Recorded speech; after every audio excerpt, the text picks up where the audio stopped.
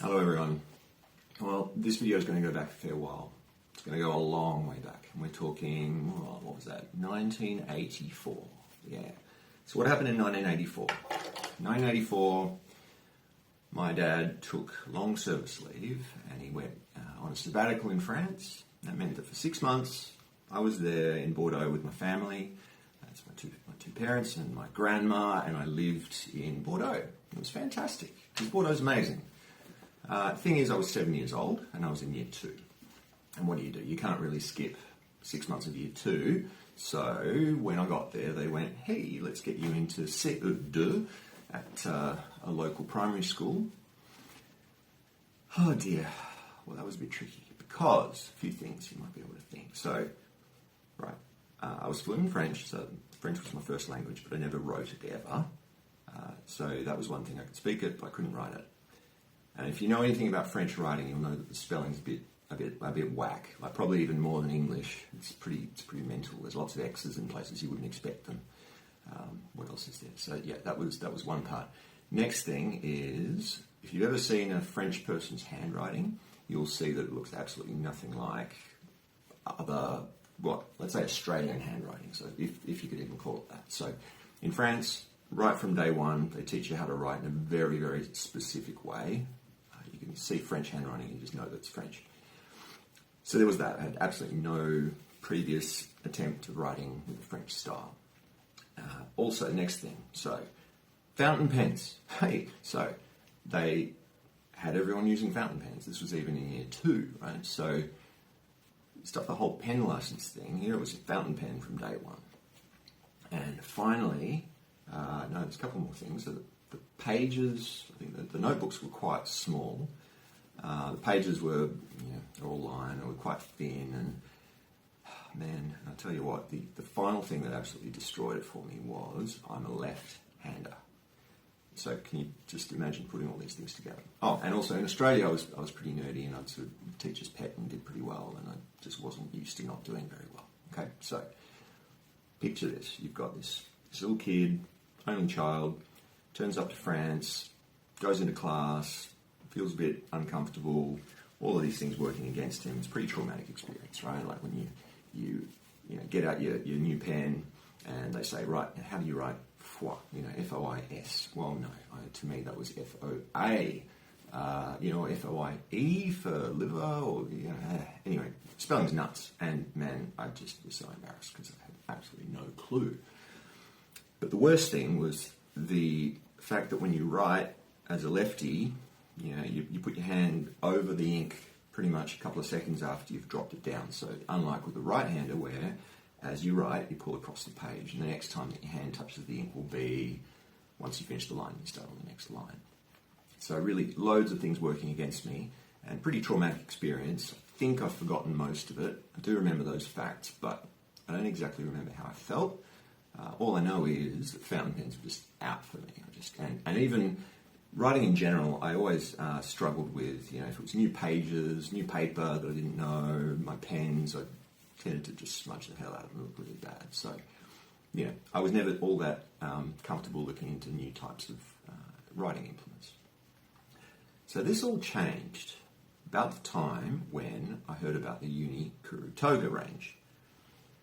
Yeah, so there's a video that really did it for me. It was doing this YouTube channel. So let's just show you a few things. So this is where it started. So I'll have you note that this is a mechanical pencil. It's the Uni Kuru Toga, and I've covered it in a different video. So the special thing with this is that when you press down on the lead and you take the finger off, it rotates, so you don't end up having a sharp spot that develops on the lead. Always rotates, just keeping it uniform, and that means that the writing is uniform. All right, so that's a $5 pencil from Officeworks here in Perth. That got me onto looking at slightly different ones, so we had more expensive ones. This one here was a little nicer. It's like a metal body and sort of a nice grippy bit on the end, a little bit more expensive, but that was a subtle difference.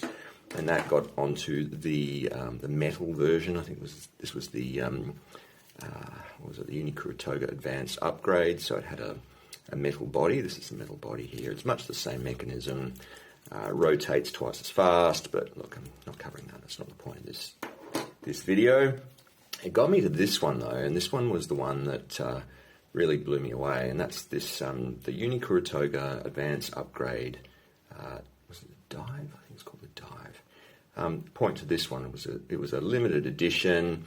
It came out with, you know, this extra feature where you can tell it how far you want the lead to come out when you take the cap off, and then as you write, the lead not only rotates, but it extends and goes forward as well as you're writing, so you never have to click the thing to keep it running. So, but you know, this object, it's not just what it was doing, it was just the fact that it's a gorgeous object, right?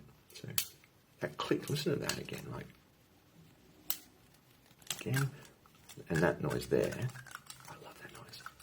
And then this, yeah, incredible, right? That got me thinking, oh man, this is like really enjoyable, and I didn't expect it. And then that got me thinking, well, maybe there's some other stuff that I can find out about, where there's all these little pockets of engineering design that are really enjoyable to experience. And that got me thinking. I've got my old, this was a Montblanc, what is it? It's called the Starwalker, and it's a ballpoint, right? So it's a ballpoint pen.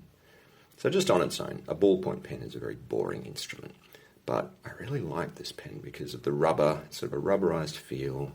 It's heavier than, you know, your average pen, so it's metal body, and of course there's the snootiness of the Montblanc cap, and I quite like this floating star there at the top of the Montblanc snow-capped peak of the mountain. Mountain is resin or plastic or whatever. But, you know, this is a legitimate Montblanc. I bought this many years ago, and it's been with me forever. Now that got me thinking, well, what about fountain pens? Should I really be as harsh as I have been? Because, honestly, there's probably a lot more to them than I have experienced. In fact, I'm absolutely convinced that when I look into it a bit more, I'm going to find something interesting. So let's see what happened. The first thing that happened was that I went back to Officeworks. And for under $20 Australian, I bought myself this thing here. And you'll see that it's got some pink ink inside it there. Obviously, it didn't come with pink ink, but, you know, I'm not going to show you the ink that it came with, because at the moment it's got the Yama Budo, what is it, that Pilot ink, a gorgeous thing. But anyway, that's a secondary point. This was a cheap fountain pen. One of the nice things about it, it says that it's, you know, a wonderful first fountain pen, and you can see on there, it's got this little face with a wink. It says it's medium nib. It says it's ideal for kids, you know, getting started with fountain pens, to get them one of these. I thought, yeah, that sounds like something that if I'm going to enjoy fountain pens, I'm going to enjoy this particular one, and especially as it's only $20, under $20, I'm not going to break the bank in doing it. Next thing I did was to get myself some decent paper. So I got myself this notebook. I've done some work with it, so I'm not going to show you all of my engineering work that's in there, but what I will show you is a blank sheet of paper, and I'll show you what happens when you just write, you know, hello there on in this thing. So, yeah, so writing's terrible, as I did say, but, you know, left-handed, and, you know, so that was now, what, 5 seconds away. And look, oh goodness, there's no smudge at all. It's dry already. Absolutely fantastic. So now I'm thinking, oh gee, maybe there is something to it, because I like this device.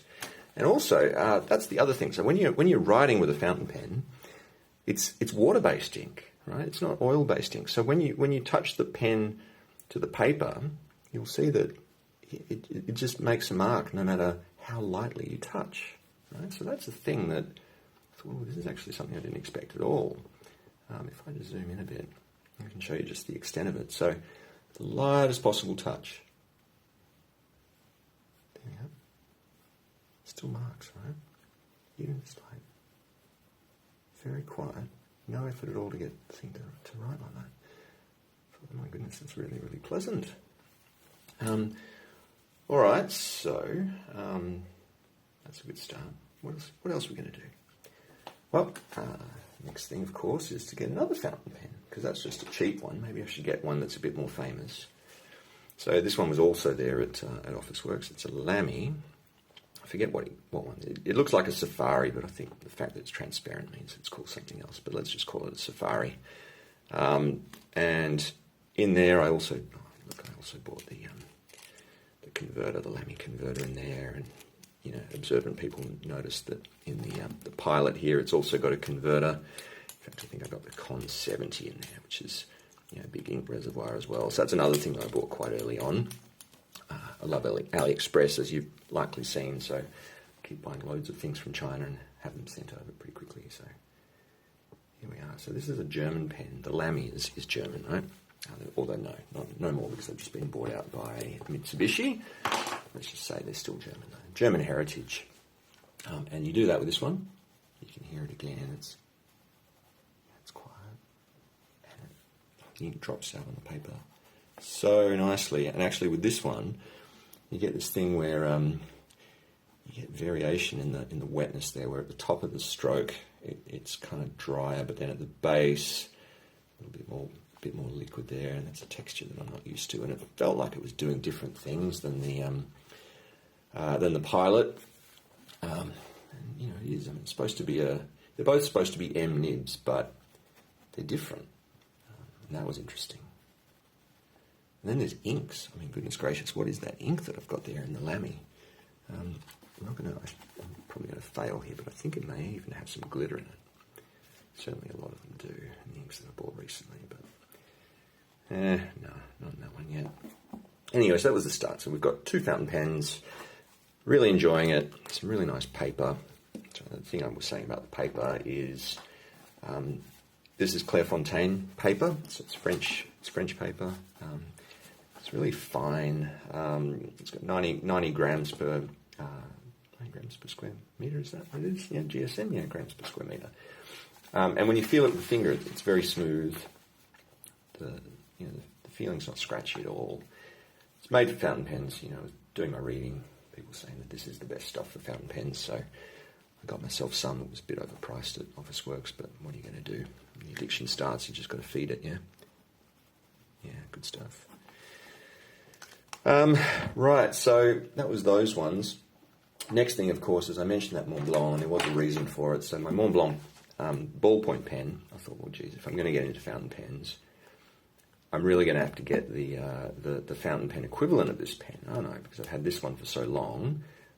The fountain pen really, it's something I should have in my collection. So I have both of them. But then I thought, you know what? I'm not really at the point in life where I want to be spending upwards of $1,000 on a pen. Yeah, so maybe that's going to change when I get into them a bit more. But right now, I don't want to spend $1,000 on a pen that I may or may not like. Thankfully, you don't have to. You can buy the fake for about, was it $20 US or something like that? It's hardly anything. And so I did it. I thought, well, if this is terrible, then that's okay. It's only $20.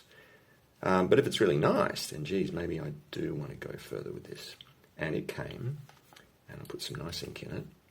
It posts really nicely. You got the thread on there that you can put the cap on, screw it on, and check out the fluidity of this nib. Look at that. So smooth. Really wet ink again, and this was actually one of those Diamine inks, Diamine, I don't know. That's got red in it, like a sheen. So it's blue. It looks blue, but it's called, I think it's blue ringed octopus. And when you leave it there pooling and you let it just dry out, you end up with some red. And I'm not just talking a little bit of red. It's like bright red. That ink was just so nice. And I thought, cracky, I really, really like this pen. And by that point, I thought, oh God, well, yeah, this is most certainly going to be my next addiction. So when was this? This was in January. So it was January 2024. So, yeah, it's only been 3 and a bit months since I got into fountain pens. I'll tell you what, it's rapidly escalating because it's not the last of them. What else we got? Well, let's put these away.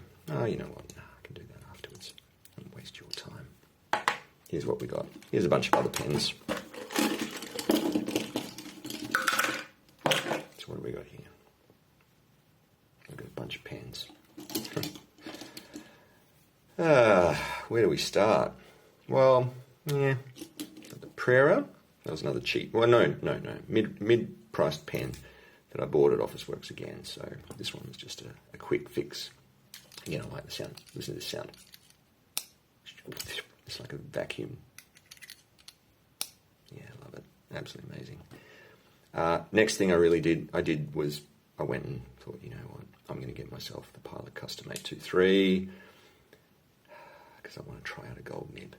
It was going to be the Elite, and I thought, I might just go and buy one locally, but 150 Aussie dollars was roughly what it was going to cost if I bought myself the Pilot Elite on AliExpress or one of the local or one of the other websites.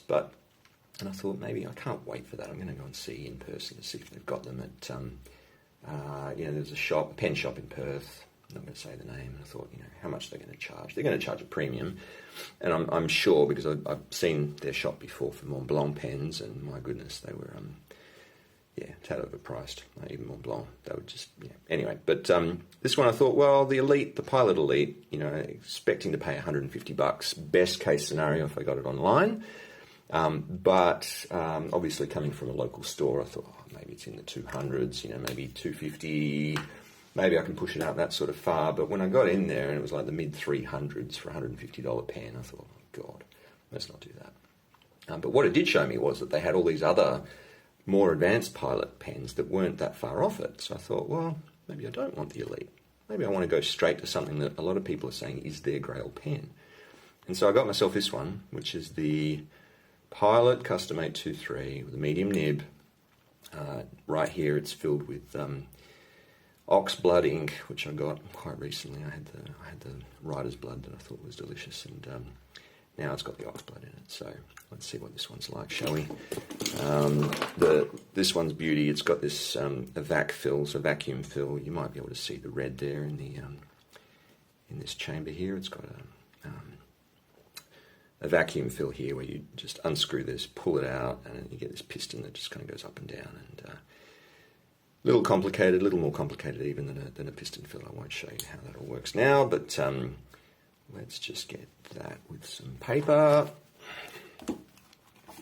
And here's a page.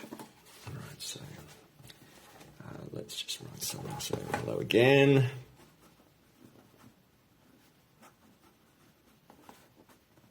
Yeah, so right now you can see just how. You can see just how wet that is. Let's do it a bit higher here. Try writing it again.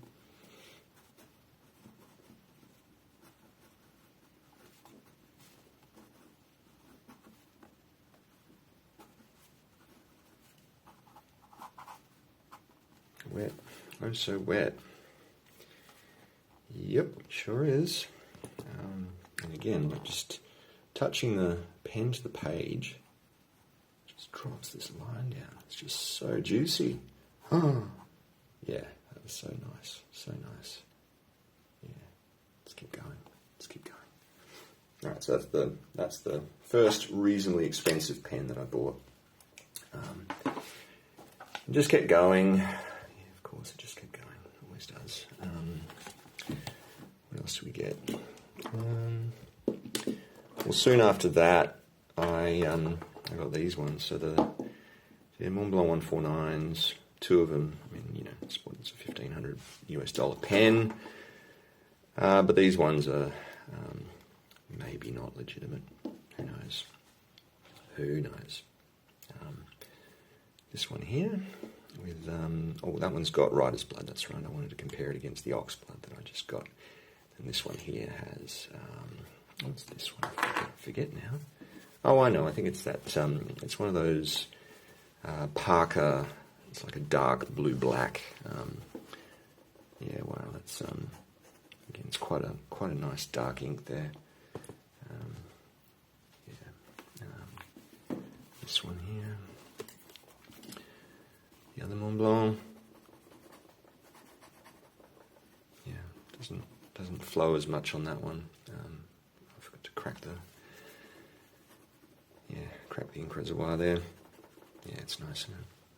Beautiful nib. Yeah. Very pretty. So That's those. What else we got? Got some more interesting ones again. So,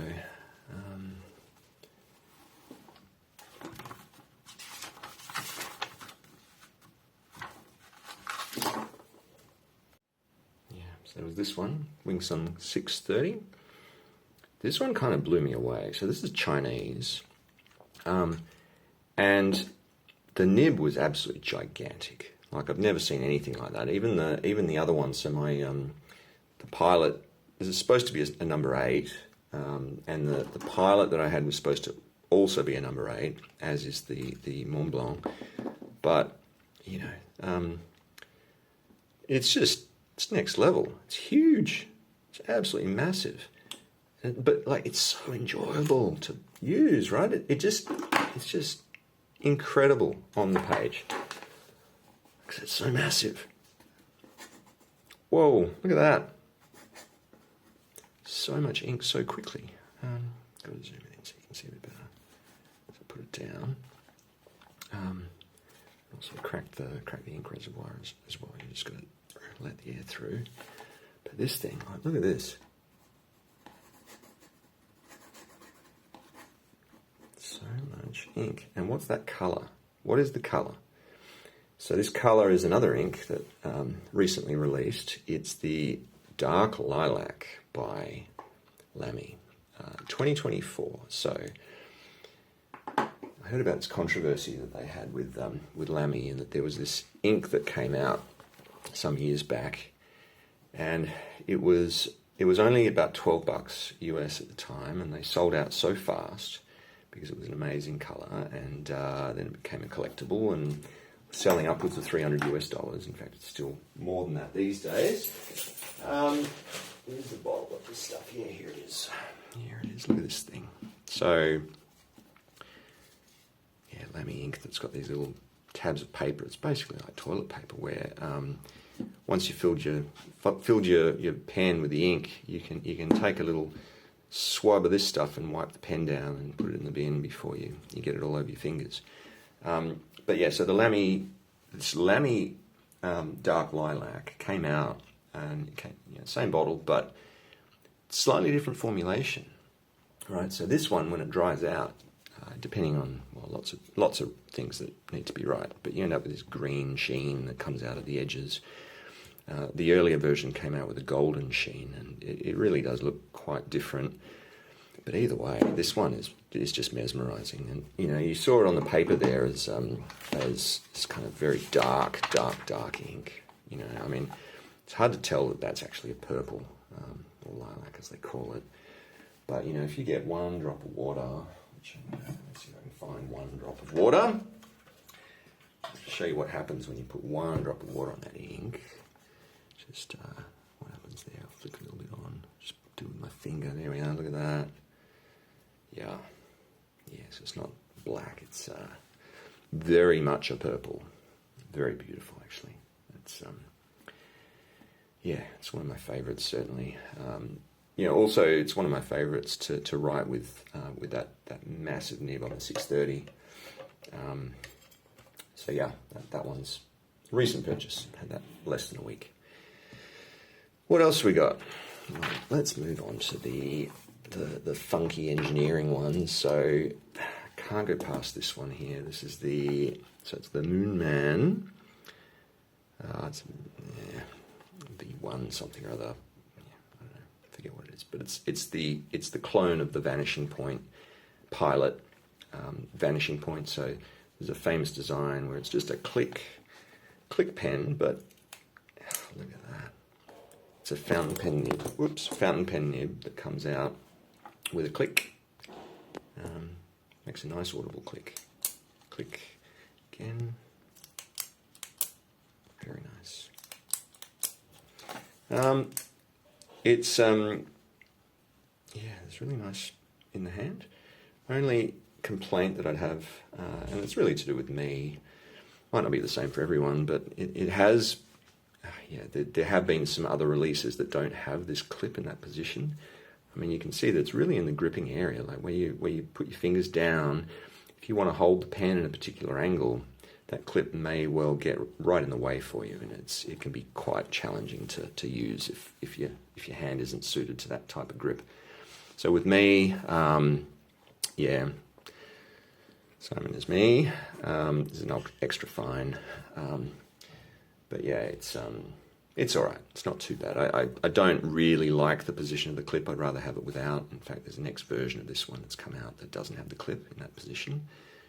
So it starts in the middle and you can move it around. I've got one in the mail. It's not here yet, but yeah, I mean, look, I can write fairly well with this pen, and I would if I didn't have 5 million other pens to use these days. So that's one of them. There's another very famous one, which is this one with this weird torpedo hatch, right? Yeah, this is, again, it's a LAMY, but then when you rotate it, the hatch opens up, nib pops out, and you can see this one compared to the other LAMY ones, it's got that gold nib, yeah, so 18 karat. The gold in the middle there, so that's, yeah, that's rather special. These are expensive, but yeah, whatever. They're, it's part of an addiction. Addictions are expensive, aren't they? What have I got on this one? Ooh, haven't written with it for a while. It's all gummed up. Damn. What's in there? Looks like writer's blood, maybe? Don't know. I have to sort that out. Oh, no, here we go. Here we are. Just hadn't written for a while. Just need to come back out. Yeah, much better. Yeah. Good. Yeah. Wonderful. Wonderful. Excellent. All right, close up the hatch. All closed up.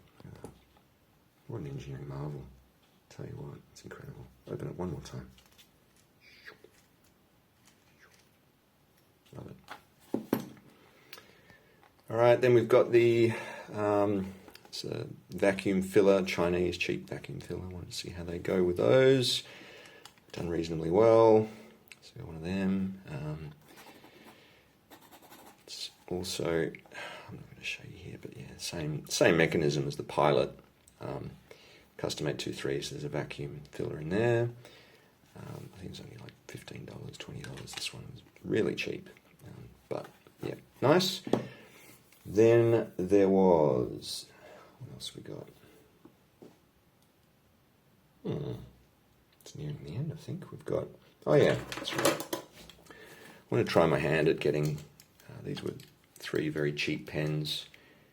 I got the extra fine and the medium. I wanted to see if I could have any success grinding a fine to get a medium or different type of different effect, I guess. Just wanted to see how easy or hard it was, and turns out it's pretty bloody hard. So I won't be doing that again in a hurry. But you know, you can get yourself $6 pens like this, right? That are just dirt cheap. You know, disposable essentially. And I think these ones even came with, let's have a look what they come with. Yeah, they had these converters in them for under $10 for the whole thing. I tell you what, it was a bargain. It really is. Like, normally those converters cost about the same as the cost of the entire pen. So yeah, it's nice. Sometimes you can find pens that are just so dirt cheap you can just do whatever you want with them. Similar to this one, so this was another dirt cheap pen, but it was an attempt at getting something with a flex nib. So flex nibs, when you press down, the legs open up like that, and as long as you've got the supply of ink working properly, the ink will fill that space, and you end up with different line widths as it's drawing across the page. Yeah, 2 problems though. Firstly, getting the ink to actually flow is near on impossible, especially in this cheapo. And secondly, as a lefty, you know, you kind of have to pull that way. If you're pulling that way, it's not going to open up, and it just the geometry doesn't work very well with me. So that's a tomorrow problem. But this pen, I mean, it's rubbish as far as I'm concerned. I thought I'd get one that's a little better. That was this one. This one was the Noodler. Was it the Ahab Flex? I think it's called. Yeah. So this was a bit more expensive, a fair bit more expensive actually. But at least with this one. Yeah, see, ink has actually flowed, and I haven't touched it to a page in a couple of weeks, and you can still see there that, you know, if I do like that, and then I push harder, yeah, you can see. It works really well, actually. Yeah, I haven't had this open for ages. But what about if I do a really fat one here? How fat can we go? It's pretty fat. Sin. Could be Simon. Nah, let's leave it at sin. That's good enough. Yeah. That's going to be worth investigating because I'd like to get my writing standard up. As you can tell, my writing's pretty terrible. But yeah, flex nibs. Interesting. I do believe that's all I've got here for now. There's plenty more coming. It won't be the end of it. I'll probably do some episodes on inks as well. There's plenty to talk about in there. Talking about the different papers that you can get. There's plenty of information there that I'd like to talk about as well. But for today, I think I may just leave it there. Go out and enjoy life, everyone.